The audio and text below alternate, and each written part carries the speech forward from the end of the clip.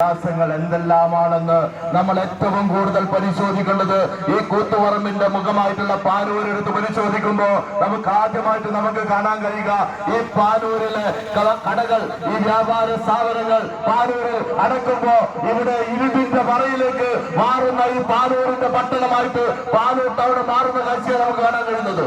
നിങ്ങൾ ആലോചിക്ക്, നമ്മുടെ MLA വികസനം അവിടെ തന്നെ തുടങ്ങണം. ഒരു തെരുവ് വിളക്ക് പോലും കൃത്യമായി പാനൂർ ടൗണിൽ പോലും സ്ഥാപിക്കാൻ കഴിയാത്ത ഒരു MLA. നിങ്ങൾ ആലോചിക്ക്, ഈ പാനൂരിൽ ഏറ്റവും പ്രധാനപ്പെട്ട ഒരു വിഷയമാണ് ഈ പാനൂരിലെ ഗതാഗതം അല്ലേ.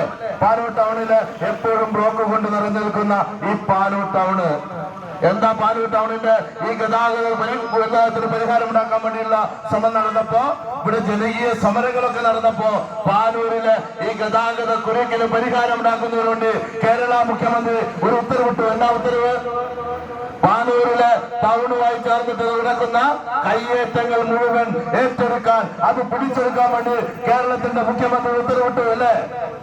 ആ ഉത്തരവിന്റെ പ്രകാരമായിട്ട് തലശ്ശേരിയിലെ ടൗൺ സർവേയർ അശോകൻ സർവേയറുടെ നേതൃത്വത്തിൽ 6 സർവേമാർ പാനൂർ ടൗണിൽ ഇവിടെ സർവേ നടത്തി മാർക്ക് ചെയ്യപ്പെട്ടു. 113 സ്ഥലങ്ങൾ മാർക്ക് ചെയ്യപ്പെട്ട 113 കയ്യേറ്റങ്ങള് മാർക്ക് ചെയ്യപ്പെട്ടു. അതിനപ്പുറത്തേക്ക് ഇന്ന് നമ്മൾ ഈ മാർച്ച് നടത്തിയിട്ടുള്ള KP മോഹൻ MLA ഈ KP മോഹന്റെ ഓഫീസ് മാർക്ക് ചെയ്യപ്പെട്ടപ്പോഴാണ് KP മോഹൻ ഉൾപ്പെടെ ഇടപെട്ടുകൊണ്ട് ആ കയ്യേറ്റങ്ങൾ പിടിച്ചെടുക്കാതിരിക്കാൻ വേണ്ടിയുള്ള അവരുടെ നടപടികൾ, ആ സർവേമാരുടെ നടപടികളില്ലാതെ. നിങ്ങൾ ആലോചിച്ച് നോക്ക്, ഈ MLA ഓഫീസ് വെക്കുന്നത് ഒരു കയ്യേറ്റ സ്ഥലത്താ. ഈ പാനൂരിലെ ട്രാഫിക് പ്രശ്നങ്ങൾ, ഗതാഗത കുരുക്കിന് പരിഹാരമൊക്കെ ഉണ്ടാവുന്നതിന് വേണ്ടി കേരള മുഖ്യമന്ത്രിയുടെ ഉത്തരവ് പോലും ഇല്ലാതാക്കിയിട്ടുള്ള ഒരു MLA. അവിടെയാണ് നമ്മൾ ആലോചിക്കുന്നത്.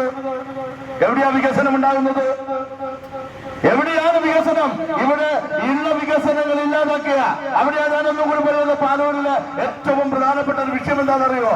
പാനൂരിലെ ജനങ്ങള് ഈ ടൗണിലേക്കുള്ള ടാക്സി തൊഴിലാളികൾ, അതുപോലെ ഓട്ടോറിക്ഷ തൊഴിലാളികള്, വ്യാപാരികൾ ഉൾപ്പെടെ അവർക്ക് അത് ഒന്ന് ശൗചാലയത്തിൽ പോകാൻ ഒരു ശൗചാലയം പോലും ഇല്ലാത്ത നിലയിലേക്ക് അവർക്കൊന്ന് പ്രാഥമിക കർമ്മം നിർവഹിക്കാൻ വേണ്ടിയിട്ട് ഒരു ശൗചാലയം പോലും ഇല്ലാത്ത ഒരു സ്ഥലമായിട്ട് പാനൂർ ടൗൺ മാറുകയാ.